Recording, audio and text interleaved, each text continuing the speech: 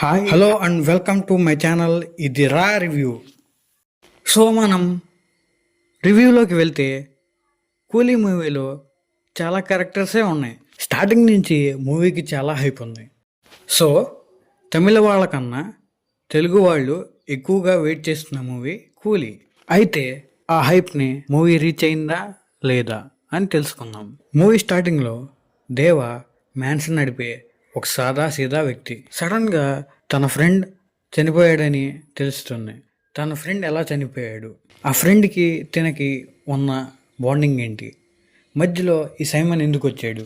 Rajani swag and style మాత్రం ఒక వేరే లెవెల్లో ఉండిద్ది. తన డైలాగ్స్ కానీ తన స్టైల్ కానీ అదిరిపోయిద్ది. మూవీలో ఏదైనా బిగ్గెస్ట్ ప్లస్ ఉందంటే అది రజనీ గారు.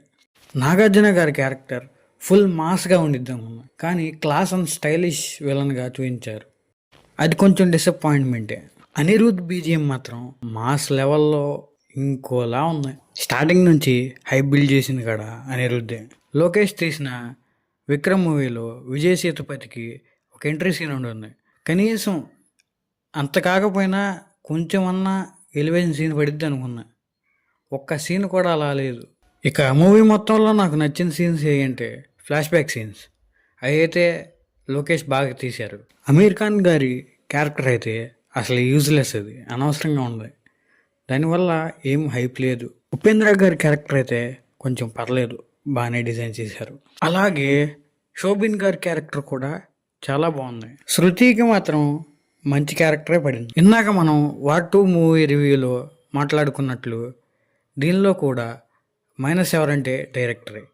ఎందుకంటే తన ప్రీవియస్ మూవీస్ విక్రమ్, ఖైదీ, లియో వీటిని మించి ఉంటుందని ఆడియన్స్ ఎక్స్పెక్ట్ చేశారు. ఆ ఎక్స్పెక్టేషన్స్ రీచ్ అవ్వలేకపోయారు. ఫైనల్గా నాకు మూవీ ఎలా అనిపించిందంటే average with super interval and decent climax.